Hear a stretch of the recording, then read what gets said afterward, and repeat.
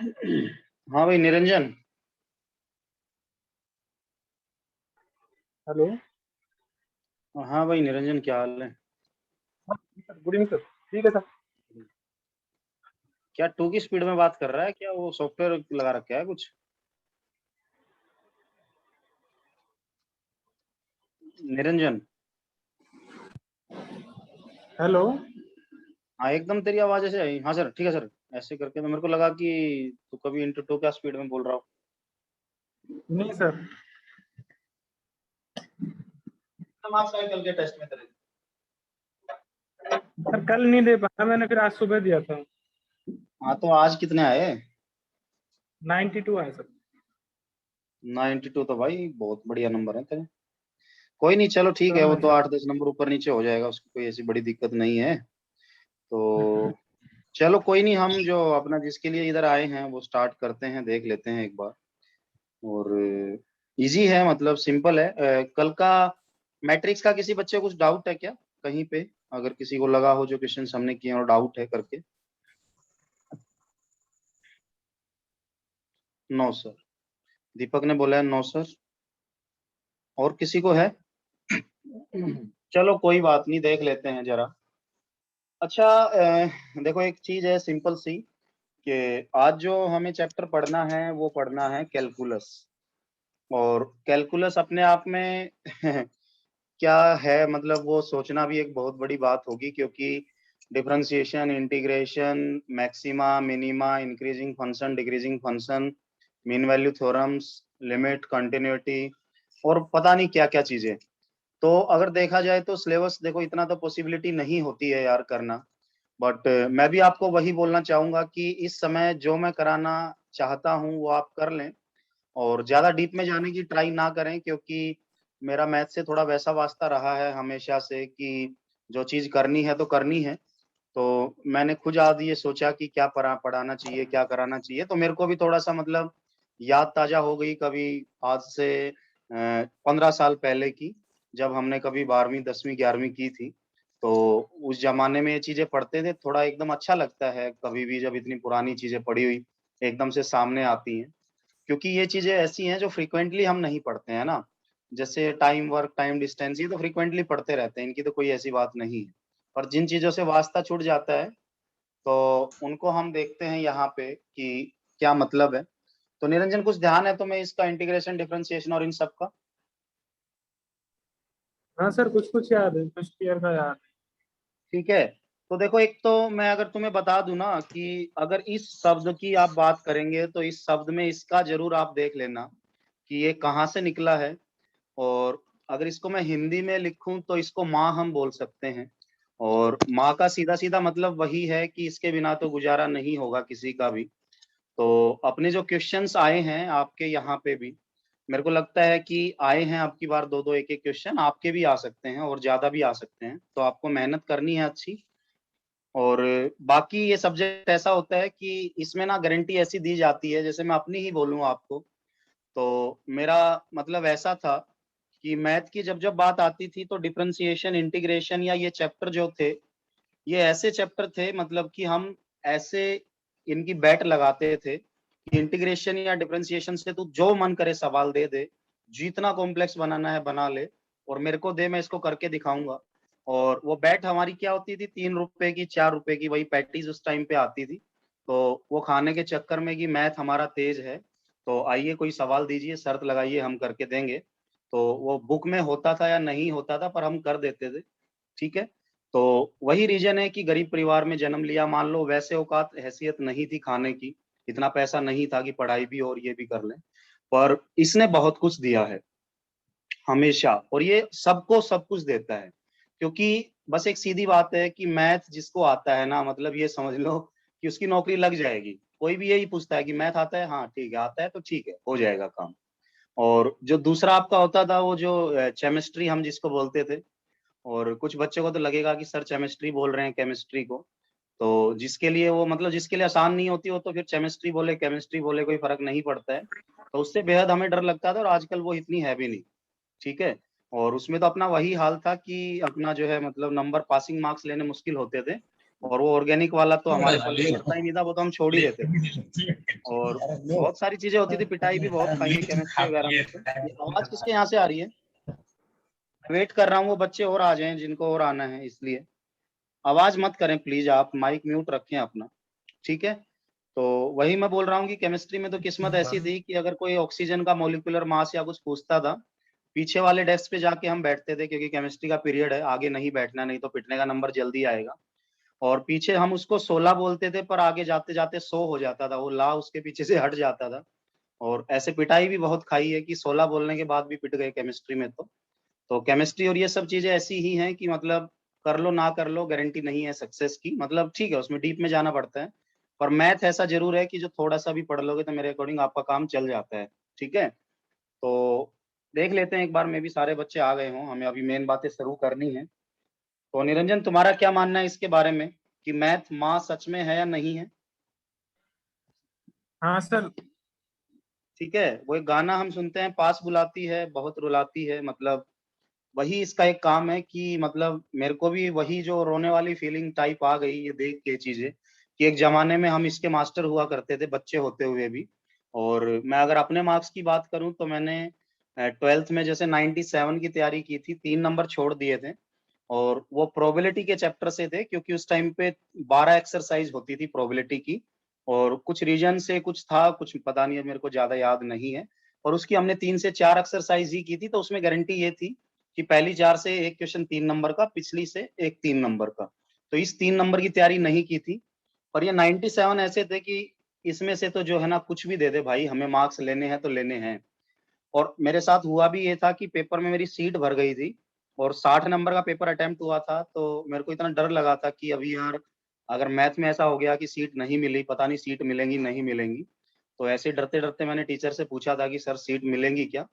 तो उन्होंने बोला था मिलेंगी, तो वो भी ऐसी गली गली सी सीट वैसी होती थी, मतलब जो मेन सीट होती थी वैसी तो नहीं होती थी वो सीबीएसई बोर्ड में भी। तो मेरे को आज भी याद है कि मैंने 10 से 12 सीट और भर दी थी, बड़ी बड़ी 4 4 पेज की, बाकी ये 40 नंबर के लिए। मतलब इतना इंटरेस्ट आता था करते टाइम, लेट्स सपोज पता नहीं क्या क्या करके ड्राइव करते टाइम। तो स्टार्टिंग से मैथ तेज रहा, उसकी वजह से मैं भी आज, भगवान ने सफलता भी दी है, सारी चीजें की हैं। और वही है, अगर मैं फाइनल मार्क्स की अपनी बात करूं तो मेरे 96 मार्क्स आए थे 12th में मैथमेटिक्स में। और वो एक कटा होगा कहीं पे, पता नहीं कहाँ पे गलती की वो मेरे को नहीं पता है। पर अपना वही था इसमें कि जो आता है तो आता है, नहीं है तो नहीं। तो वैसा ही मैं आपको बोल रहा हूँ, मैथमेटिक्स एक ऐसा सब्जेक्ट है कि जो मार्क्स हमेशा पूरे देता है। तो आपको भी हमेशा इसकी इज्जत करनी है, मैथ की इज्जत हमेशा करनी है, कभी भी आपको मैथ से दूर नहीं भागना है, ये तो मैंने स्पष्ट बोल दिया आज। बाकी दूसरा ग्रुप बनाया उसमें भी, और बाकी सब लोगों को मैं यही बोलता हूँ कि मैथ कर ले। मैथ अगर हो गया तो समझ ले सब कुछ हो गया, कंप्यूटर साइंस मैथ से ही निकला है। तो थोड़ा फास्ट हो जाइए आप इसमें तो अच्छा रहेगा। तो चलो हम बात कर लेते हैं अपने उन चैप्टर्स की जिसके लिए हम यहाँ पे इकट्ठा हुए हैं। और आज मेरे को ऐसा बच्चा चाहिए यहाँ पे जो थोड़ा सा स्ट्रॉन्ग बच्चा हो, क्योंकि मेरे को वही फीलिंग आ रही है इस चैप्टर को कराते टाइम, कि इतनी यादें ताजा हो रही हैं बोलते टाइम, कि थोड़ा इमोशनल सा ऐसी फीलिंग आ रही है देख के कि यार कब हमने जमाने में चीजें पढ़ी थी और आज फिर से सामने दिखी हैं किसी कारण से। तो ठीक है, कोई बात नहीं। तो आप में से कोई ना कोई बात जरूर करे तो अच्छा होगा, हम इसको 1 घंटे में निपटा देंगे। और ये सारी चीजें करनी है तो 1 घंटा ही लेना है, तो आपको भी फास्ट होना पड़ेगा। आप अपना कॉपी पेन उठा लें और चालू रखें बात को, बस ठीक है। तो कौन बात करेगा आज? जल्दी से बता दे ताकि समय का वेस्टेज किए बिना हम आगे बढ़े। जल्दी से बताइए कौन बात करेगा मेरे साथ। फास्ट करना है हमें, टाइम वेस्ट नहीं करना है। जगजीत, जगजीत है क्या?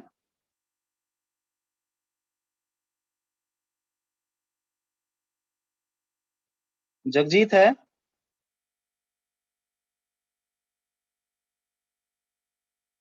कोई भी है तो जल्दी आगे आओ ना यार, इतना टाइम वेस्ट क्यों करा रहे हो? जिसको बात करनी है वो बात करिए। निरंजन तुम कर सकते हो? चलो सर मैं कर हाँ सर। लेता हूँ। ठीक है, कौन बोल रहे हैं? जगजीत? नहीं अच्छा, सर मैं बोला, चलो निरंजन कर लेगा, चलो निरंजन को ले लो सर। कोई बात नहीं, तुम ही करो संजीव, तुम कर लो, कोई बात नहीं। तो चलो हम ठीक है। बात स्टार्ट करते हैं। देखो एक सीधी बात है कि यहाँ पे आपको उस क्वेश्चन के ऊपर भी जाना है जो कि हमारा पेपर में आएगा, और उन पे भी जाना है जो आ सकते हैं। तो बहुत सारी चीजें हैं जो बस हमें फार्मूले रिवाइज करने हैं एक तरीके से। तो सबसे पहले हम लिमिट एंड कंटिन्यूटी की बात करेंगे। लिमिट वाले चैप्टर में हम क्या पढ़ा करते थे, तो लिमिट में एक फार्मूला होता था ए की पावर एक्स का, ये आपको ध्यान रखना है। फार्मूला कुछ इस तरीके से होता था, 1 plus x log A plus x square divide by 2 factorial, और उसके बाद क्या होता था, ये जो एक्स लॉग ए है आपका, इसका स्क्वायर हो जाता था। ठीक है, ऐसे ही अगली टर्म क्या हो सकती है, एक्स की क्यूब डिवाइड बाय 3 फैक्टोरियल और एक्स लॉग ए की पावर 3 एंड सो ऑन। ऐसे एक ही एक्स इक्वेशन ऐसे चलती थी। तो मेरा मानना बस ये है कि आप इनका पैटर्न देख लें, इनको थोड़ा सा रिवाइज करके याद करके चले जाएं। अगर आपसे कुछ पूछ लिया जाए मे बी मैथ का क्वेश्चन, तो आप उसको कर पाएंगे, और फॉर्मूला बेस्ड क्वेश्चन ही आएगा, उससे ज्यादा कुछ भी नहीं आएगा। तो एक ही एक्स हम पढ़ते थे, ये बस 5 मिनट के लिए हम ऐसे फार्मूले लिखेंगे, फिर हम सीधा क्वेश्चन पे जाएंगे जो आपके पेपर में आते हैं। ई की एक्स को हम कैसे लिखते थे, 1 plus X X square divide by 2 factorial X की cube divide by 3 factorial and so on. ऐसे ई की एक्स हम लिखा करते थे। अगर साइन एक्स की बात, आवाज ना आए किसी की बैंड से, साइन एक्स की बात करें तो एक्स की 3 डिवाइड बाय 3 फैक्टोरियल हम करते थे। और उसके बाद हम क्या करते थे, अगला साइन प्लस का होता था, एक्स की 5 एक एक करके छोड़ छोड़ के लिखते थे, फिर अगला फिर माइनस का होता था, ऐसे ऐसे इसको लिखते थे। ऐसे ही अगर कोस एक्स की इसकी बात करें तो कोस एक्स में हम 1 से शुरू करते थे, और इवन नंबर्स के लिए लिखा करते थे, x square divide by 2 factorial plus x की 4 बटे में 4 फैक्टोरियल एंड सो ऑन, आगे वैसे ही चलेगा, इवन इवन टर्म्स आएंगी।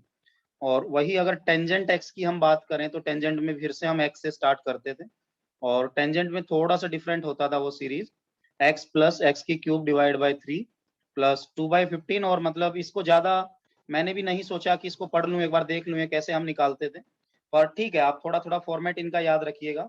अगर आपको इस तरह से लिमिट में कुछ बातें पूछ ली जाती हैं तो आपको पता होनी चाहिए, बस मेरा मीनिंग इतना सा है अभी बोलने का, और उसके अलावा कुछ ऐसी बात नहीं है। और उसके अलावा एक दो फार्मूले और थे, बस आप इनको नोट ही कर लेना, तो यही बोलूंगा, क्वेश्चन इनमें कुछ भी नहीं आएगा।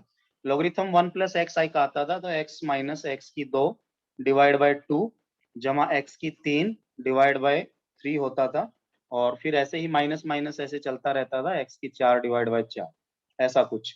अगर वही लॉगरिथम आपका 1 माइनस एक्स है, तो 1 माइनस एक्स की अगर हम बात करते थे तो माइनस अगर कॉमन ले लेते थे तो वही ऊपर वाली टर्म्स एक तरीके से कुछ आ जाती थी, बस थोड़ा फर्क पड़ता था। एक तरीके से ऐसा आता था, एक्स स्क्वायर बाय 2 जमा एक्स 3/3, ऐसे ऐसे करके एंड सो ऑन, एक्स की 4/4 माइनस बाहर आ जाता था बस। ऐसे ही साइन इनवर्स एक्स की हम अगर इसमें बात करते थे तो इसमें क्या आता था, एक्स प्लस एक्स की क्यूब डिवाइड बाय 6 प्लस, ये थोड़ी थोड़ी टर्म्स मैंने लिख ली हैं देख के, जो कि मेरे को लगा कि आपको बता देना चाहिए कि ऐसा कुछ रिलेटेड इनसे आ जाए। वैसे हमारी कंसर्न नहीं है ये, 5 मिनट वेस्ट भी हो जाएंगे इसको करके, तो कोई दिक्कत नहीं है। एक्स माइनस एक्स की cube divide by 3 plus x की 5 डिवाइड बाय 5, तो ये कुछ एक चीजें हैं जो आपको याद रखनी है।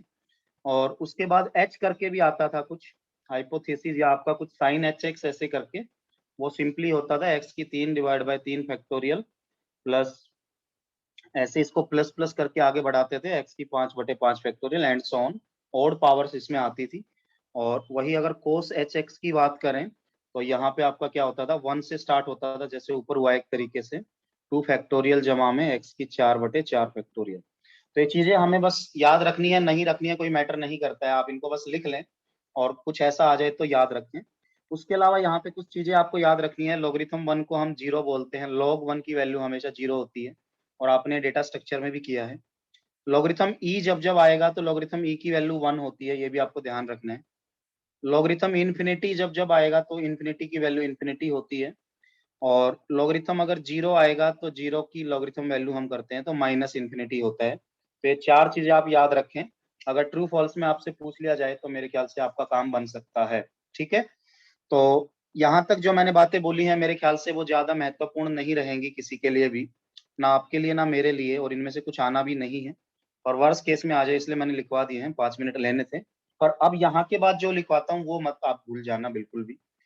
नंबर 1 फार्मूला लिमिट का क्या होता है, अगर हम लिमिट की बात करते हैं तो x टेंड्स टू 0 ऐसे करके हम लिखते थे, और sine x divide by x सबसे पहले ये पढ़ा करते थे हम, और उसका आंसर क्या आया करता था, 1। ठीक है, साइन 0/0 या जो भी है। तो उसके बाद नंबर 2 की हम बात करते थे, एक और फार्मूला आता था, limit x tends to 0 cos x. तो जब जब हम cos x की बात करते थे तो खाली cos x 1 होता था, ये भी आपको याद होगा, थोड़ी थोड़ी चीजें याद आ रही होंगी आपको। अगर लिमिट x टेंड्स टू 0 होती थी और tangent x divide by x होता था तो उसका भी आंसर आपका क्या आता था, 1 आता था। खाली cos का अकेले का ऐसे 1 आता था। अब इनका यूज कैसे होगा क्वेश्चन में वो हम देखेंगे, 2 से 3 क्वेश्चन इनके सोल्व करेंगे और आगे बढ़ेंगे सीधा।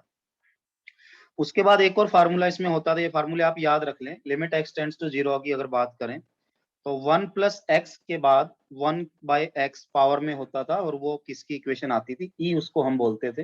ये भी आपको ध्यान रखना है।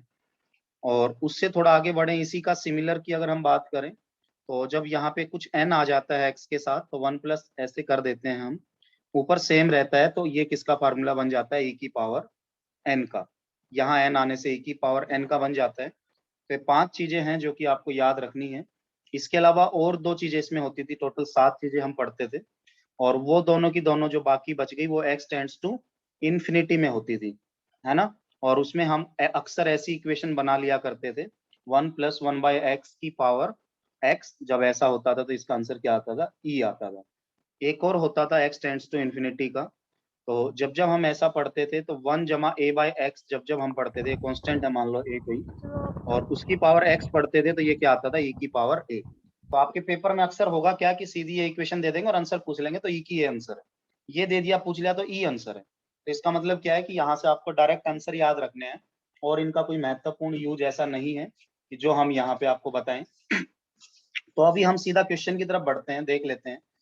तो एक तो होते हैं बहुत ही सिंपल क्वेश्चंस, बेहद आसान क्वेश्चंस। सबसे पहला क्वेश्चन मैं आपको कराऊंगा, limit x tends to 0, x की क्यूब जमा में x की पावर 2। अगर ऐसा मैं लिखता हूं और नीचे में लिखता हूं 2x की पावर 3 और माइनस 7x की पावर 2 इज, ये क्या है। ऑप्शन में लिखता हूं 0 है, ऑप्शन बी में लिखता हूं -1/7 है, ऑप्शन सी में लिखता हूं 1/7 है, या डी में लिखता हूं इन्फिनिटी है। तो देखो बड़ा आसान सा होता था ये क्वेश्चन। हम इसमें 0/0 फॉर्म चेक करते थे कि क्या ये x 0 पुट करने से 0/0 आएगा। देखो 0 की क्यूब जमा 0 की 2, 0 आ गया। 2 इंटू 0 की क्यूब माइनस 7 इंटू 0 की 2, 0/0 आ गया। तो जब जब 0 आता था तो हम एल हॉस्पिटल रूल लगाते थे, आपको ध्यान होगा। और एल हॉस्पिटल रूल क्या बोलता है कि जब तक आपकी फॉर्म 0/0 आती है x को 0 पुट करने से, तब तक एल हॉस्पिटल रूल लगाते रहो। मतलब कि ऊपर और नीचे डेरिवेशन करते रहो, ऊपर और नीचे क्या करते रहो, डेरिवेशन। देख लेते हैं जरा। ऊपर डेरिवेशन करोगे आप x की 3 तो क्या आ जाएगा, 3x स्क्वायर आ जाएगा वो, 3x स्क्वायर। और फिर x की 2 का करोगे तो 2x आ जाएगा। नीचे तुम डेरिवेटिव करोगे तो 3 आगे गिरेगा, 3 दूनी 6, 6x की 2 आ जाएगा, और यहाँ से क्या आ जाएगा, 7 दूनी 14। तो आप इसमें देखेंगे तो फिर से इसमें क्या है, 0/0 बन गया, क्योंकि x की वैल्यू 0 पुट करेंगे तो 0/0 फॉर्म फिर से आ गई। तो जब तक चलना है जब तक कि 0/0 खत्म ना हो जाए। फिर से एक बार डेरिवेटिव करेंगे इसका हम, तो 2 आगे गिर गया तो 6x हो गया, ये 6x जमा 2 हो गया, और नीचे आगे गिर गया तो 12x माइनस 14, क्योंकि x dx बाय x हमेशा 1 होता है। तो अब ये देखेंगे आप, तो ये आपका क्या नहीं है, 0/0 फॉर्म नहीं है। तो यहाँ पे हम x की वैल्यू पुट कर देते थे, तो 6 गुणा 0, ये x की वैल्यू पुट कर दो अब, तो 6 गुणा 0 0 हो जाएगा, तो ऊपर क्या बचेगा आपका 2, और 12x माइनस 14, तो 12 इंटू 0 भी क्या हो जाएगा आपका 0, तो नीचे बचेगा -14। तो इसको हम जब सोल्व करेंगे तो आएगा -1/7। तो what is the right answer, B is the right answer. तो अगर किसी बच्चे को ये क्वेश्चन ऐसा लगा हो कि बड़ा मुश्किल क्वेश्चन है, तो मैं बोलूंगा नहीं, ऐसा बिल्कुल भी नहीं है। हाँ बस एक चीज है कि पढ़ा था 6 साल 10 साल पहले, आज हमने रिकॉल कर लिया, बस इतना है। कोई ऐसा बच्चा है जिसको ये मेथड समझ ना आया हो जो मैंने बताया है, कि लिमिट x टेंड्स टू 0 हो, कोई भी इक्वेशन हो, तो आंसर कैसे आएगा। और डेरिवेटिव के जो फंक्शन होते हैं वो हम आगे लिखेंगे, log x क्या होता है, x की क्यूब क्या होता है, अभी डेरिवेटिव पे गए नहीं है। तो एक बार बता दें आप जो मेरे से बात कर रहे हैं संजीव, कि हम इसको आगे बढ़ सकते हैं। आ गया है समझ। हाँ सर, बढ़िया आगे। ओके, और कोई बच्चा जिसका डाउट हो इसमें तो बताइए, नहीं तो मैं आगे चलाता हूँ फिर। किसी का भी डाउट है तो अभी पूछ ले, ठीक है। अगर डाउट नहीं है तो हम आगे बढ़ते हैं एकदम से, देख लेते हैं कि आगे क्या होगा। तो एक और क्वेश्चन मैं लिखता हूँ, देखते हैं कौन है वो बच्चे जो इसका आंसर दे देंगे फार्मूला बेस्ड।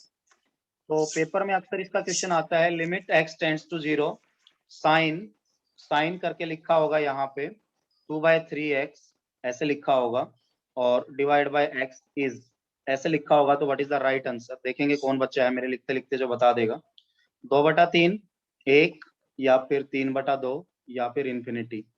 देखते हैं कौन है वो बच्चे जो बताएंगे इसका आंसर। साइन ब्रैकेट में 2/3x डिवाइड बाय x, कौन है वो बच्चे जो इसका आंसर बताएंगे, देखते हैं।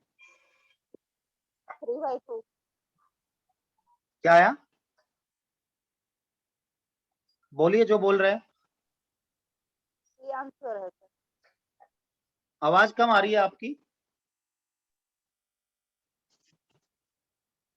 ए इज द राइट आंसर किसी ने बोला है, बिल्कुल सही बोला है जिसने भी ए बोला है, बहुत अच्छा आंसर बोला है। देखो 3/2 उसने सर। कैसे किया। हाँ जी, 3/2। Yes sir. Okay, very wrong. देख लेते हैं एक बार, गलत बोला है आपने। 3/2 2/3 होगा, देखते हैं कैसे। देखो साइन x बाई एक्स क्या होता है आपको पता है, साइन x बाई एक्स 1 होता है, तो इसलिए क्या करो, उसी से गुणा उसी से भाग। तो मैं इसको 2/3 से गुणा कर दूंगा और 2/3 से भाग कर दूंगा, तो ये 2/3 x हो जाएगा नीचे, और ऊपर क्या है साइन 2/3x। और जैसा कि आप जानते हैं कि अगर मैं 2/3x को कुछ थीटा मान लूं तो वो क्या हो जाएगा, साइन थीटा बाई थीटा, या फिर इसको सीधा भी आप देख सकते हैं, sign 2/3x divide by 2/3x। तो सिमिलर टर्म्स हो गई, साइन x बाई एक्स एक तरीके से है। तो जब लिमिट इसमें पुट करेंगे हम x टेंड्स टू 0, तो वो क्या हो जाएगा, इस वैल्यू को 1 बोल देगा। तो 1 का मतलब क्या हो जाएगा, 2/3 गुणा में 1, मतलब कि what is the right answer, 2/3। ठीक है, तो अगर किसी को डाउट है तो बताइए, नहीं तो आगे बढ़ते हैं।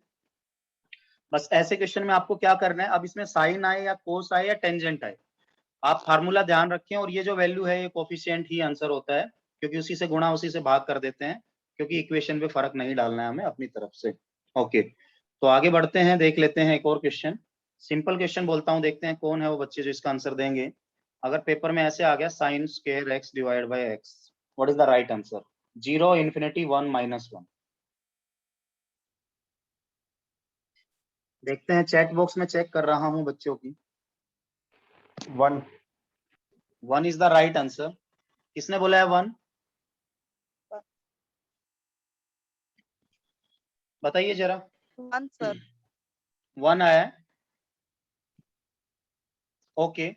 तो हम इसको क्या करते हैं, 0 एक बच्चे ने बोला है, मोनिका ने, तो मैं क्लैपिंग कर देता हूं उस बच्चे के लिए, क्योंकि उन्होंने बिल्कुल सही बोला है। कैसे बोला है वो देख लेते हैं। उन्होंने क्या किया, जैसे कि वो जानते हैं कि साइन स्क्वायर एक्स या फिर साइन एक्स का स्क्वायर कैसे भी लिखो सेम होता है क्या, पहले मुझे ये बताओ, क्या साइन स्क्वायर एक्स और साइन एक्स का स्क्वायर सेम चीज है, अलग अलग है? अलग। अलग अलग है, सेम है। सेम है, ओके। तो देखो एक सीधी सीधी बात है सेम। कि जब साइन स्क्वायर एक्स है तो आप नीचे भी एक्स से गुणा कर दो, साइन स्क्वायर एक्स है, नीचे भी एक्स से गुणा कर दो और ऊपर भी एक्स से गुणा कर दो। तो इसको हम ऐसे लिख सकते हैं, sine x divide by x का स्क्वायर। ये पूरा ऐसे आ जाएगा, क्यों, क्योंकि इधर एक्स का स्क्वायर हो गया, और साइन एक्स को साइन एक्स का स्क्वायर लिख सकते हैं। इनटू में एक्स रहेगा तो यहाँ पे लिमिट एक्स टेंड्स टू 0 जाएगा, तो आपका क्या हो जाएगा, एक तरीके से ये जो है साइन एक्स बाई एक्स 1 हो जाएगा, और 1 का स्क्वायर हो जाएगा, इनटू में एक्स होगा। तो ये हो जाएगा 1 का स्क्वायर इनटू में 0, एक्स की वैल्यू पुट कर देंगे जो भी है, तो आंसर क्या आ जाएगा आपका, 0 आ जाएगा। What is the right answer, 0। तो आपको ध्यान रखना है, एक्स से गुणा एक्स से भाग किया हमने, तो एक्स को भी पुट कर दिया हमने 0, और क्योंकि हम जानते हैं साइन एक्स बाई एक्स 1 होता है, तो 1 का स्क्वायर भी 1 होगा, 1 इंटू 0 है तो 0 ही होगा। तो ये कुछ क्वेश्चन हैं जो फॉर्मेट क्वेश्चन है जो कि आपको पता होने चाहिए। एक और क्वेश्चन मैं देता हूं, देखते हैं कौन है वो बच्चे जो इसका आंसर जल्दी देंगे। 2x² -7x जमा 3, 5x² -12x जमा में 9, जमा नहीं इसको माइनस करें, सॉरी, माइनस में 9 है, और लिमिट x टेंस टू 3 है, लिमिट x टेंस टू क्या है, 3। तो आपको बताना है what is the right answer. देखते हैं कौन है वो बच्चे जो एल हॉस्पिटल रूल अप्लाई करेंगे बार बार, जब तक कि इसकी 0/0 फॉर्म एलिमिनेट ना हो जाए। आंसर मैं लिख देता हूँ, देखते हैं कौन बताएगा। -1/3, 5/18 है, और -1/3 किसी बच्चे ने बताया है, देखेंगे 0 है, और लास्ट में इसका क्या है, 2/5। ये 4 आंसर हैं, देखते हैं कौन बताएगा। 5/18 भी एक बच्चे ने बोला है, बेहद शानदार बच्चा है वो। कौन है जिसने 5/18 बोला है, बताएंगे एक बार। क्योंकि जिस बच्चे को लगा होगा कि एल हॉस्पिटल रूल लगाना ही नहीं है तो उसने बेहद ही बेवकूफी वाला काम किया है, क्योंकि इसमें लिमिट x टेंड्स टू 3 है, न कि 0। जिस बच्चे ने x को 0 मान लिया और उसने देखा कि 3/-9 हो गया, 1/3 माइनस सीधा आंसर आ गया, तो ऐसे आंसर तो देते हैं ना वो आपका माइनस कराने के लिए। अगर आप इसमें 3 पुट करोगे इस गिवन में तो 0/0 फॉर्म आएगी, तो डेरिवेटिव तो करना पड़ेगा। x टेंड्स टू 3 है, यहाँ पे 0 नहीं है, x टेंड्स टू 3 है, 0 नहीं है। क्या बोला मैंने? x टेंड्स टू 3 है, 0 नहीं है। Very good. तो जिस भी बच्चे ने किया है 2/5 भी एक बच्चे का आया, गलती की है मेरे ख्याल से उसने। चलो कोई बात नहीं, x टेंड्स टू 3 है तो 3 पुट करेंगे तो 0/0 आएगा, इसलिए एक बार डेरिवेटिव करना जरूरी है। और जब इसका डेरिवेटिव करेंगे तो 2x की 2 क्या आ जाएगा? 4x माइनस 7 आ जाएगा, और डिवाइड बाय क्या आ जाएगा? 5 दूनी 10, 10x आ जाएगा, और माइनस का 12 आ जाएगा। तो इसमें 3 पुट कर लो, क्या 0/0 बनता है?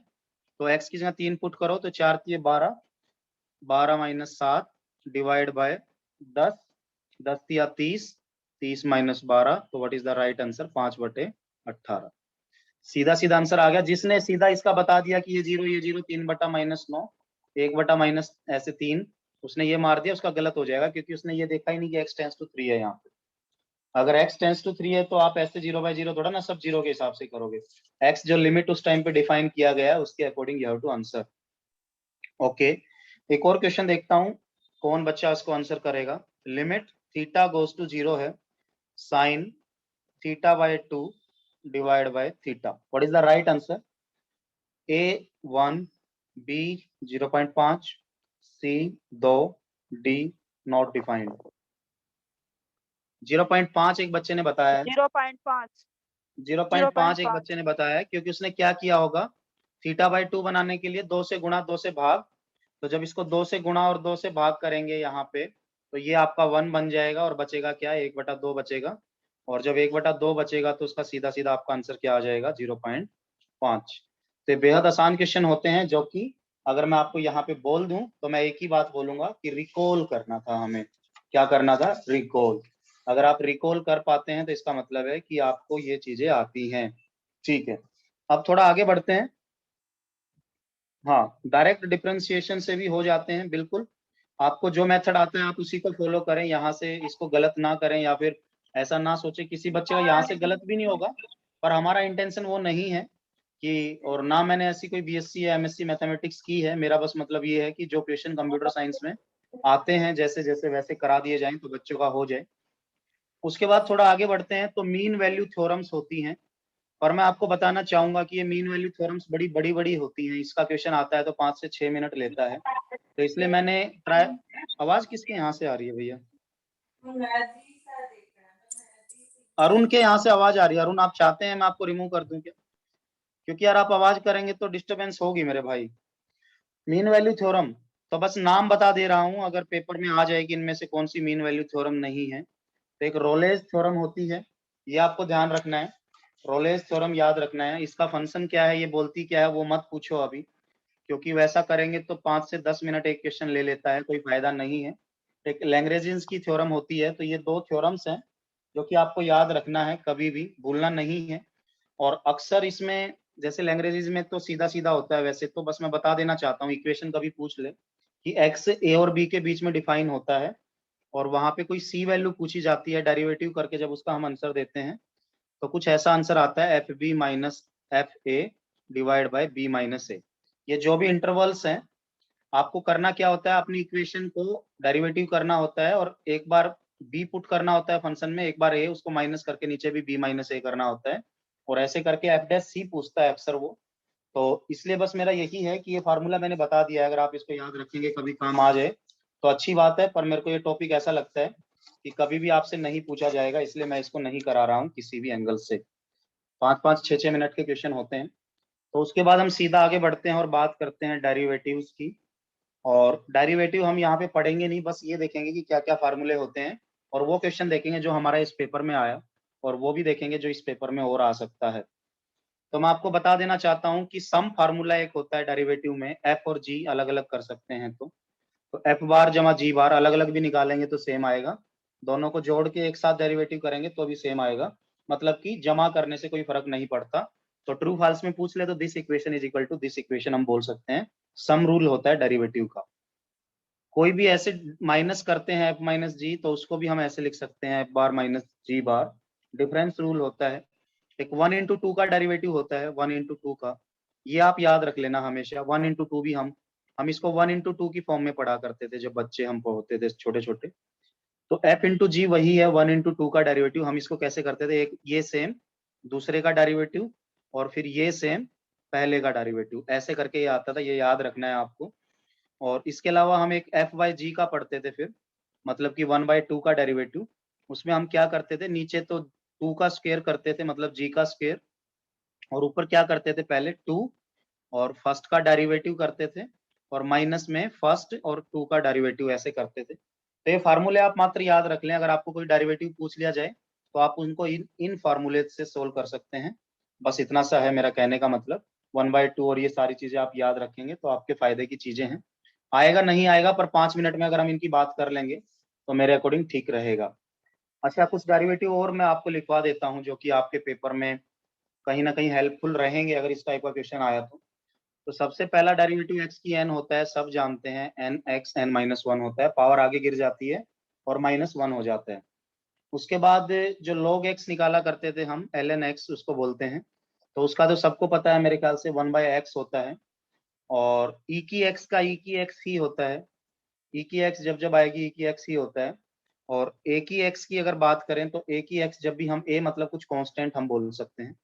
तो a की x जब हम निकालते थे तो ये ऐसे आता था a की x log a, और उसका बेस में क्या रहता था, e रहता था। फिर sin x वाले आते थे तो sin x का cos x होता था, ये आपको याद रखना है। जिसके आगे c लगता था उसको हम माइनस लगा दिया करते थे यहाँ पे। cos x का माइनस sin x होता था। टेंजेंट x का फिर हम निकालते थे, टेंजेंट x का secant स्क्वायर x होता था। तो ये जस्ट फार्मूले आप याद रखेंगे तो मुझे लगता है कि आपका काम चल जाएगा। अगर कोई क्वेश्चन पूछ भी लिया तो, नहीं तो हमने बस लिख के छोड़ दिए, एक आधी चीज याद आ गई तो ठीक है, कोई बात नहीं। पेपर में आ गया तो अच्छी बात है, नहीं आया तो भी बुरी बात नहीं है। सीकेंट एक्स टेंजेंट एक्स हम लिखते थे। वैसे तो उस टाइम पे हम इनके याद करने के शॉर्टकट्स भी थे हमारे पास, पर अभी वो टाइम नहीं है कि मैं आपको शॉर्टकट लिखवाऊं, रटवाऊं, उनको याद करवाऊं बार बार बुलवा के। कोई फायदा नहीं है, बस मैं लिखता जा रहा हूँ अपनी प्रैक्टिस के लिए। कोसिकेंट जिसके आगे यहाँ सी आता था उसके आगे माइनस लगता था, ऐसा मेरे को याद आता है। उसके बाद कोटेंजेंट एक्स हम देखते थे तो वो क्या होता था आपका माइनस कोसिकेंट स्क्वायर एक्स। तो जिसको याद है वो रिवाइज कर लेंगे, और जिसको एक तरीके से याद नहीं है तो उनका एक तरीके से हो जाएगा बस। साइन एच एक्स जब हम करते थे कोस एच एक्स होता था, और ऐसे ही जब कोस एच एक्स किया जाता था तो साइन एच एक्स होता था। ये सारे के सारे फार्मूले आप याद रखेंगे तो अच्छा रहेगा। साइन इनवर्स एक्स भी फिर हम पढ़ते थे, और साइन इनवर्स एक्स हमेशा हम क्या पढ़ते थे, 1 - x का स्क्वायर अंडर द रूट। फिर कोस इनवर्स भी हम पढ़ा करते थे, ये भी बहुत पढ़ते थे अपना। और ये सिंपल होता था, ऊपर माइनस आ जाता था और सिमिलर रहता था किसके, साइन के। यही इसका आंसर आता था -1/1 - x²। फिर उसके बाद टेंजेंट इनवर्स एक्स पढ़ते थे, साइन बाय कोस वो होता है जैसा कि आप जानते हैं। पर 1/1 + x², इसके तो बहुत क्वेश्चन आते थे हमारे हमेशा। कोसिकेंट इनवर्स एक्स हम पढ़ा करते थे, और कोसिकेंट का क्या आता था, -1/x, और यहाँ पे क्या आता था x² -1। सीकेंट की बात करें तो सीकेंट इनवर्स एक्स की जब जब हम बात करेंगे तो क्या आता था आपका, अगर देखा जाए तो 1 आता था। जैसे ऊपर माइनस आया तो यहाँ पे माइनस नहीं आएगा, बाकी सिमिलर रहता था। और कौन किसका उल्टा है वो आपको पता ही है, साइन कोस टेंजेंट, इनके फिर उल्टे वो जो भी हम पढ़ते थे वो सब रूल सब आप जानते हैं।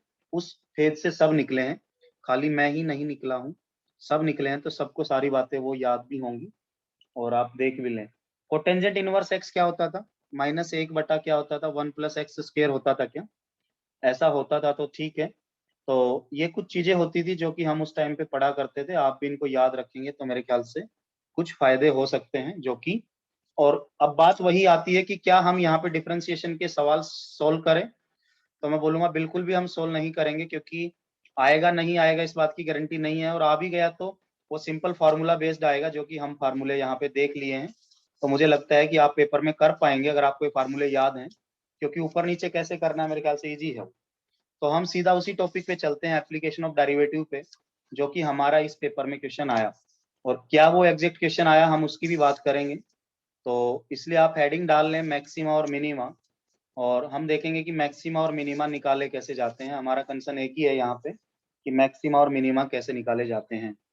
अब मैक्सिमा क्या होता है, मिनिमा क्या होता है, उसको छोड़ दीजिए, हम मैथ के मास्टर नहीं है, ना हमें रिसर्च करनी है, हमें अपना पेपर में क्वेश्चन सोल्व करना है। पेपर में मान लो कुछ क्वेश्चन ऐसे आ जाए, F x is equal to लिख दे 2x की क्यूब, ठीक है, माइनस में 3x स्क्वायर, ऐसा वो लिख दे, माइनस 36x ऐसा भी लिख दे, जमा 2, मान लीजिए ये फंक्शन वो लिखता है, और वो बोलता है हैज इट्स मैक्सिमा एट, इसका मैक्सिमा कहाँ पे है, ऐसा वो लिखता है, और 4 आंसर देता है कि x माइनस 2 पे है, या फिर वो देता है x 0 पे है, या फिर वो देता है x 3 पे है, या फिर वो देता है कहाँ पे है आपका x is equal to minus 2 पे है, और साथ साथ x इज इक्वल टू 3 पे भी है। तो वैसे तो ये मैक्सिमा पूछा, देखो मैक्सिमम वैल्यू पूछेगा तो सिंपल है, मैक्सिमम वैल्यू पूछेगा तो तुम इसमें पुट कर करके देख लोगे प्लस माइनस की, और मे भी बड़ी वैल्यू फायदा कर दे।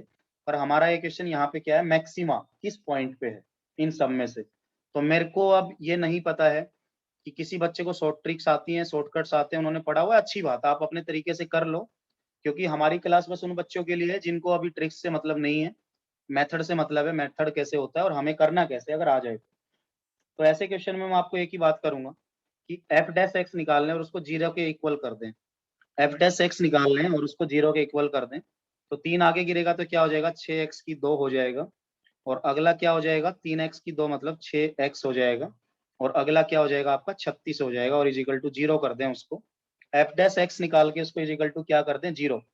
और क्योंकि यहाँ पे 6 कॉमन टर्म है, 6 को मैं हटा देता हूँ क्योंकि 6 उधर चला जाएगा, 0/6 तो 0 होगा, तो मैं इसको सिंपल लिख लेता हूँ x square minus x minus 6 equal to 0। मैंने इसको सिंपल बना लिया, 6 हटा दिया मैंने सबके आगे से, x square minus x minus 6 equal to 0 कर दिया, क्यों, क्योंकि उधर जाने से वो क्या हो जाता है 0/6 0। तो यहाँ से अब रूट देख लेंगे क्या क्या आते हैं एक्स की वैल्यू।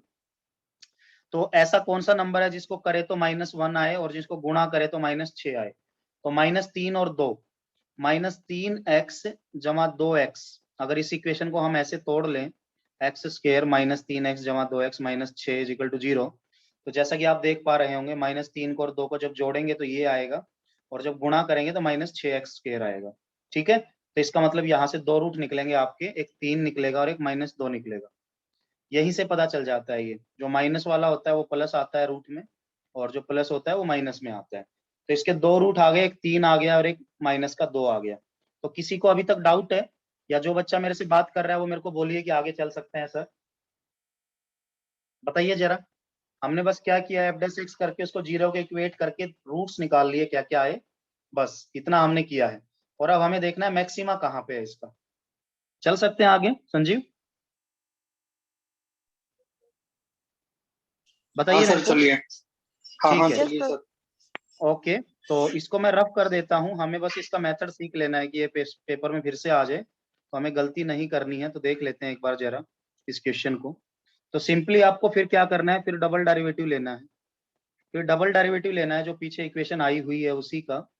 तो जैसा कि आप जानते हैं पीछे आया 6x² माइनस 6x माइनस में 36, तो अब इसका डबल डेरिवेटिव करेंगे, मतलब कि इसका एक बार और डेरिवेटिव करेंगे, तो ये 2 आगे गिर जाएगा तो क्या हो जाएगा 12x और माइनस में 6।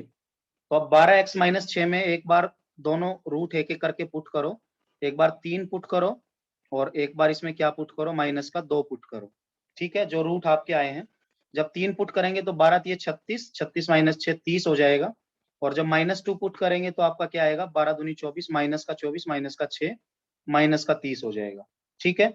तो हम क्या देखेंगे फिर कि 0 से ज्यादा है या 0 से कम है। तो अगर f डबल डेरिवेटिव करने से 0 से ज्यादा हो तो वो मिनिमा होता है, 0 से ज्यादा या पॉजिटिव का नंबर हो तो मिनिमा होता है, और माइनस का नंबर मैक्सिमा होता है। तो इससे प्रूव हो गया कि मैक्सिमा कहाँ पे है, इससे प्रूव हो गया कि मैक्सिमा कहाँ पे है, -2 पे या 3 पे। तो बताइए कहाँ पे है संजीव, ABCD में से क्या आंसर हुआ फिर इसका, मैक्सिमा कहाँ पे, मिनिमा कहाँ पे, बताइए इसका मैक्सिमा कहाँ पे है, -2 पे या 3 पे, -2। -2 पे। तो बेहद सिंपल क्वेश्चन है ये, -2 इसका आंसर है। ये मैंने स्टेप जो बता दिए हैं एक बार रिवाइज करा देता हूँ। आपको जो भी गिवन क्वेश्चन होगा एफ एक्स, उसका आप एफ डैश एक्स करेंगे, इक्वल्स टू 0 करेंगे, एक्स के रूट निकालेंगे, डबल डेरिवेटिव करेंगे, डबल डेरिवेटिव करके एक एक करके वो रूट पुट करेंगे, और अगर वो वैल्यू माइनस की आती है, जैसे -30, अगर ये लेस देन 0 है तो मैक्सिमा होता है, और अगर वो वैल्यू 30 आ गई जैसे ग्रेटर देन 0, तो अगर वो ग्रेटर देन 0 है तो मिनिमा होता है, उल्टा होता है। माइनस वाले को हम मैक्सिमा बोलते हैं और प्लस वाले को मिनिमा। इसको लेके कंफ्यूज में मत रहना, इसको लेके गलती आप मत कर देना, नहीं तो दिक्कत हो जाएगी। तो एक क्वेश्चन और मैं कराता हूँ, देखते हैं कौन है वो बच्चे जो इस क्वेश्चन का आंसर खुद से करेंगे। तो मेरे को अच्छा लगेगा अगर बच्चे इस क्वेश्चन का आंसर खुद से करेंगे। तो एफ एक्स अगर गिवन है एक्स स्क्वायर -4 की पावर 2 ऐसा गिवन है, तो उसने पूछा है ये फंक्शन के क्या है। द फंक्शन है option A only one minimum है इसमें, B only two minimum, only 2 minima है इसमें, सी 3 मिनिमा है इसमें 3, नंबर डी 3 मैक्सिमा है इसमें। तो यहाँ पे मिनिमा है, मैक्सिमा है तो कितने हैं, तो आप अपना करिए, मैं अपना करता हूँ, बाद में हम अपना अपना आंसर मैच कर लेंगे तो हम पाएंगे कि हमारे को ये आ गया है। ठीक है, आप अपना करिए, मैं अपना करता हूँ।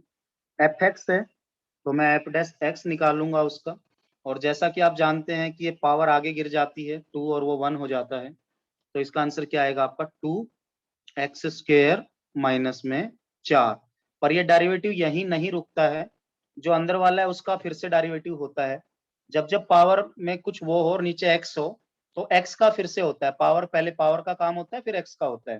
तो अगर आप इसको देखेंगे तो किसी बच्चे ने बोला है कि बी इसका आंसर है, इसका मतलब उनकी नॉलेज हद से ज्यादा अच्छी है, बिल्कुल सही बात है। इनटू में 2x देख लेंगे, इनटू में 2x हम इसको कर सकते हैं, क्योंकि एक्स स्क्वायर का जब डेरिवेटिव हम करेंगे तो 2x आएगा, अंदर वाले का फिर से करना पड़ता है, समझ गए, अंदर वाले का फिर से करना पड़ता है। तो इसको हम क्या लिख देंगे 4x, 2 इंटू 2 4x लिख सकते हैं, और इसको हम एक्स स्क्वायर -4 इजिकल टू क्या लिख सकते हैं 0।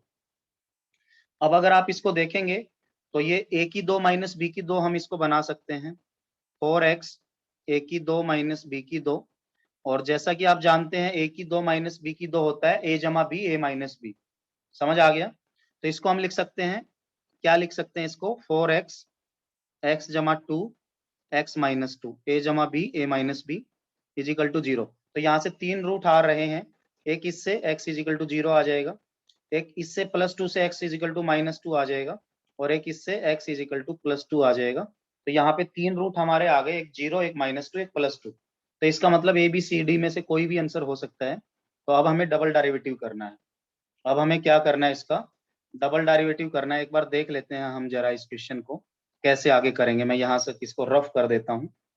तो क्योंकि हमारे पास 3 रूट हैं तो अब हम इसका डबल डेरिवेटिव करने जा रहे हैं। तो डबल डेरिवेटिव करके कोई मेरे को फाइनल इक्वेशन बता सकता है क्या कि क्या है इसकी। 1 इंटू 2 बनेगा ये, 1 इंटू 2, 4 को बाहर ले लो, 4 को बाहर ले लो और 1 इंटू 2 बना दो उसको, 1 into 2 x as it is, और एक्स स्क्वायर -4 का क्या हो जाएगा 2x, ये हो गया जमा, फिर 2 एज इट इज, और पहले का करेंगे x का 1, x1 आ जाएगा। सिंपल सी बात है, मैं इसको स्लो इसलिए कर रहा हूँ क्योंकि कुछ बच्चों को ये स्लो लर्नर्स जो होते हैं उनके लिए फायदेमंद रहेगा। अगर यहाँ पे 4 है तो ये 2x स्क्वायर हो गया, और ये आपका x स्क्वायर हो जाएगा यहाँ से, और इसका अगर इसको खोलेंगे इस 1 के साथ तो मतलब एक तरीके से ब्रैकेट को हमने खोल दिया, बस उससे ज्यादा कुछ भी नहीं है। ऐसा हम इसको कर सकते हैं, बड़ा ही सिंपल ये क्वेश्चन है। और अगर अब इसको फाइनल हम रूप दे दें तो इसको 4 में लिख दूं तो इसको 3x स्क्वायर और माइनस का 4 लिख सकते हैं। और मैं एक एक स्टेप सोल्व कर रहा हूँ क्योंकि मेरे को लगता है कि मेरे को आपको बताना है बस। अब इसको खोलेंगे तो 12x स्क्वायर आ जाएगा और माइनस का 16 आ जाएगा ये फाइनल। तो अब एक एक करके पुट करते जाओ, डबल डेरिवेटिव में एक बार 0 पुट करो तो माइनस का 16 आएगा मेरे ख्याल से, वो लेस देन 0 रहेगा। जब डबल डेरिवेटिव में आप 2 पुट करेंगे तो वो आपका क्या आएगा मेरे ख्याल से 12 इंटू 2 का स्क्वायर, 2 का स्क्वायर 4, तो 12 चौक 48 माइनस 16 मतलब कि 32 आएगा। और जब उसमें -2 पुट करेंगे आप तो आपका क्या आएगा 12 इंटू -2 की स्क्वायर वही सेम आएगा 32 आएगा। तो ये ग्रेटर देन 0 है और वो लेस देन 0 है, तो इसका मतलब पहला तो ये तो क्या है मैक्सिमा, और ये दोनों क्या है मिनिमा। तो कितने मिनिमा है इस क्वेश्चन में ओनली 2, तो what is the right answer, B is the right answer. ठीक है, तो एक आसान क्वेश्चन भी हमने कर लिया, एक लेंथी क्वेश्चन भी हमने कर लिया, और यहाँ पे हमने डेरिवेटिव भी सीख लिया कि 1 into 2 कैसे करते हैं। तो मेरे को लगता है कि अगर जिस जिस बच्चे ने ये कर लिया है तो उसकी बल्ले बल्ले हो जाएगी। बड़ा इजी क्वेश्चन है ये। ठीक है, आगे बढ़ सकते हैं हम। इसको मैं फास्ट कर देता क्योंकि मेरे को 1 into 2 का डेरिवेटिव आता है। मैं ऐसे नहीं करता जैसे आपके सामने किया, मैं तो इसको सीधा ये वाला स्टेप लिख के और यहीं से सोच लेता कि माइनस वैल्यू कौन सी आएगी, प्लस कौन सी आएगी। जो माइनस है वो मैक्सिमा, जो प्लस है वो मिनिमा हो जाएगा। तो अगर इस क्वेश्चन में पूछ ले कि मैक्सिमा कहाँ होगा तो एट 0 पे होगा, मिनिमा कहाँ कहाँ पे होगा, एट 2 और -2 पे होगा। बस ये इन क्वेश्चंस की जो भी वैल्यू निकाली जाती है। तो अब हम उस क्वेश्चन की तरफ बढ़ते हैं जो कि आपका पेपर में आया, और पेपर में क्वेश्चन कुछ इस तरीके से आया, द मिनिमम वैल्यू ऑफ